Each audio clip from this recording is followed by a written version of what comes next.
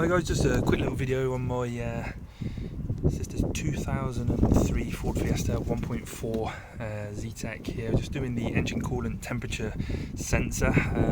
You may experience symptoms with these cars that they won't start from cold if this sensor on the right hand side of the engine underneath the coil pack becomes faulty. The car will think it's warm when it's actually starting from a cold start, then won't put enough fuel in, etc.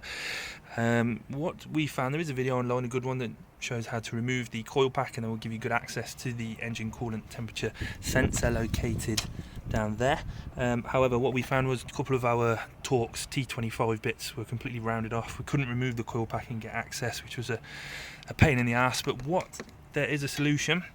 If you have a deep enough 19mm socket such as this is pretty deep, definitely a couple of inches deep, you can get underneath the coil pack. I'm just going to tuck this on, obviously take off the sensor, and then you can get this on. I can show you, sorry about the book camera, this is just shot on the fly. I'll just hook this on and then I'll come back in. So what you can do, snug that on, okay, and then get your socket in there, and then you can just unscrew that with your socket, just take that out, draw it out. You're going to lose some coolant, guys, I'll just show you how much kind of we lost.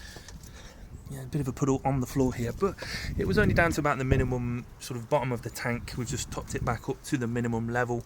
So it's not an awful lot that you're losing, you maybe a few 100mm. Don't panic.